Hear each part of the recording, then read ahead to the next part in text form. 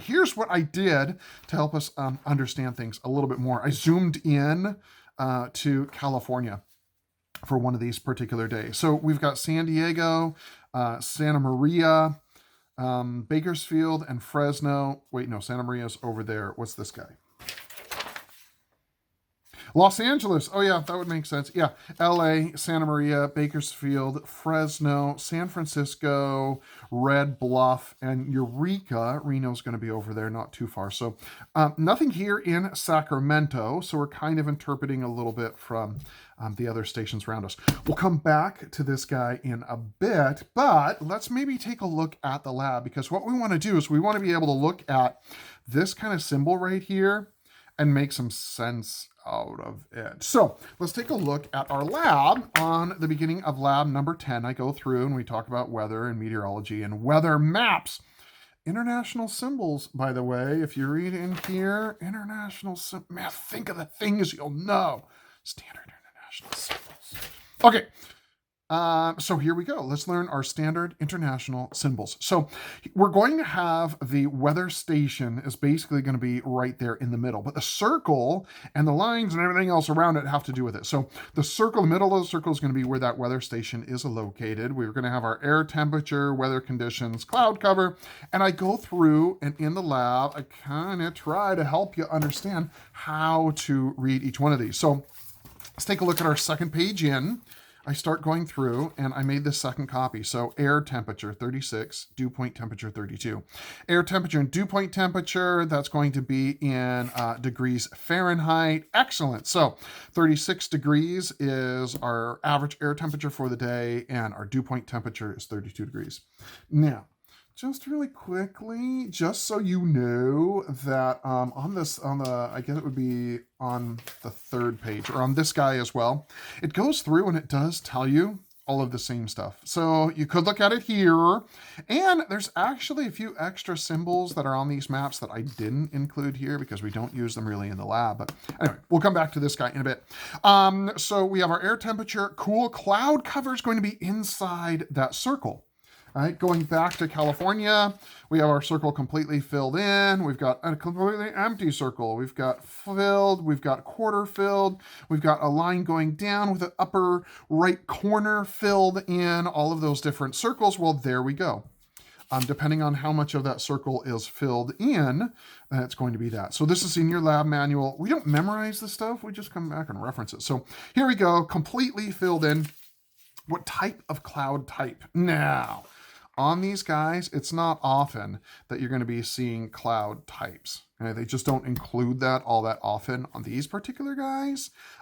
Sometimes we'll look around as we're going through other things, but a lot of times we don't see those. But if we do see the symbol on the type there, then we look for our clouds. And if you remember what we learned about clouds, we have our high and middle and our low, or our cirrus clouds and our alto clouds, and then our lower ones. So in this particular case, I did put that symbol. That would be a nimbostratus cloud that we have completely filled in. Excellent. Good. What's next? It has to do with the wind speed is our next guy that we're looking for. Right? And that kind of the wind speed and the wind direction are given in this little tail thing sticking off the back side there. Right?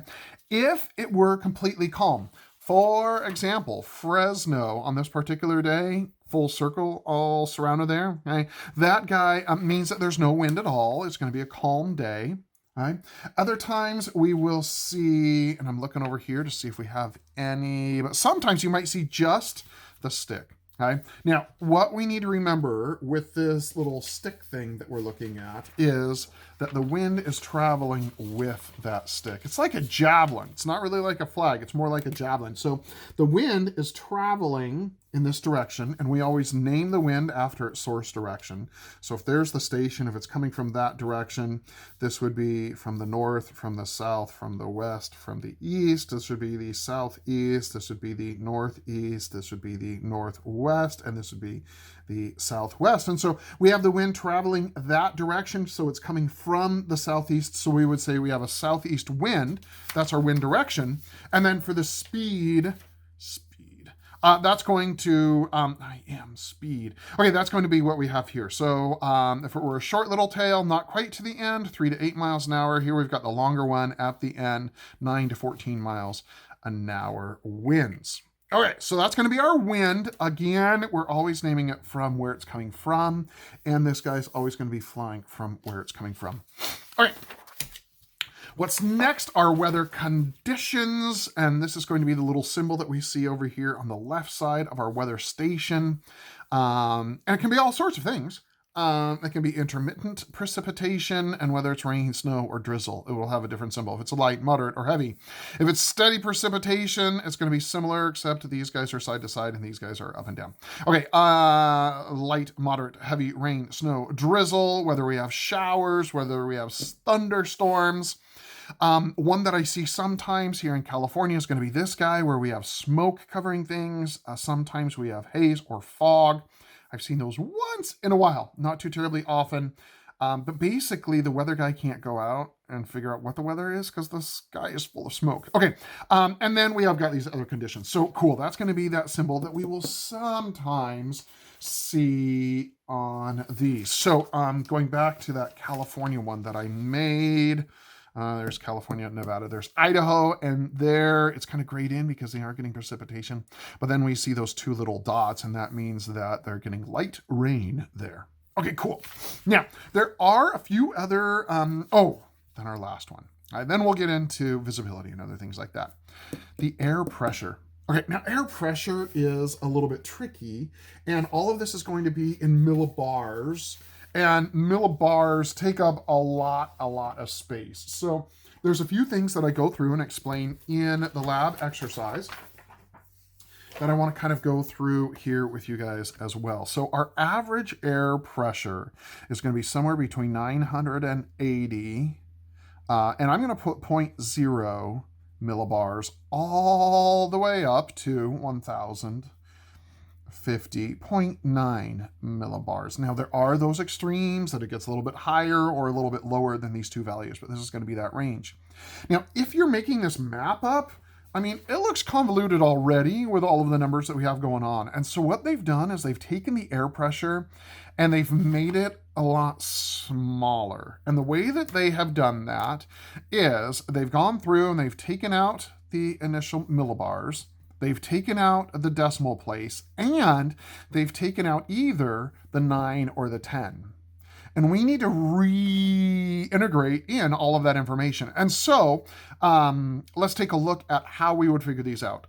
They always are going to leave one significant digit. So regardless of whatever that air pressure is, they're going to leave in 1/10 of a millibar. Right? So we always know that we go over one spot and we put in our decimal point. Millibars is easy enough to figure out. The tricky part is whether it is started with a 9 or started with a 10. Now, if we're taking a look at that range, there is one significant thing about it. And the significant thing is that these other numbers, they don't overlap, right? So let's write it all out. So we're going to go 980.0 all the way up to 999.9. Now, those are going to be all of our values that are preceded with the little 9, and then we're going to see the other guys is going to be 1,000.0 all the way up to 1,050.9. Okay, so if we're looking at that, then that's going to be everything that begins with a 10. Right? Well, let's remove those, right? So we would end up with 80.0 to 99.9. And then we'd have this other range, right? Everything like that should be preceded with a 9, okay? 80 to 99 would be preceded by 9, and then this would be 0.0 all the way up to 50.9. Those ranges don't overlap, and everything through that should be preceded by a 10. All right? So in the lab, I actually give a little sample. And let's take a look at this little guy over here, right? So I'm looking at 978. So I start off with 978. Okay, and what do I need to do? Well, I need to put back in my decimal point. and I put in my millibars. Now I need to decide what the magic number is right there. Is it a 9 or is it that 10? Okay. Well, 97.8, it fits over here within this range, and so it's going to be 998.7.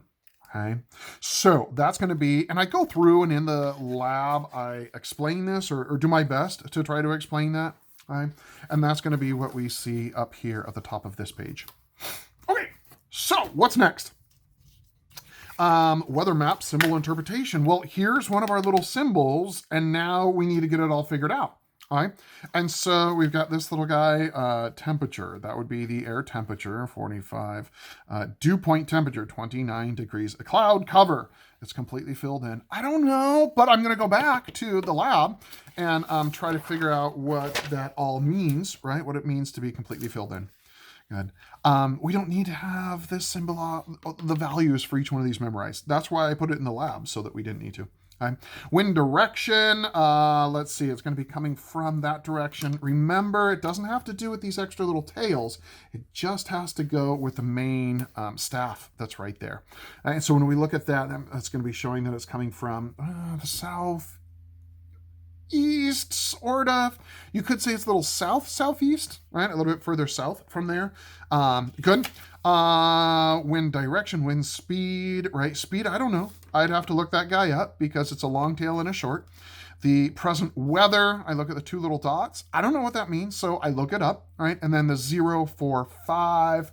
Oh, dang. Let's see. 045. I put in my decimal point. I put in my millibars. Right, and now it's 0.45. Oh, that's 4.5. That lands between 0 and 50, so that's going to be preceded by 1,000, 4.5. Good.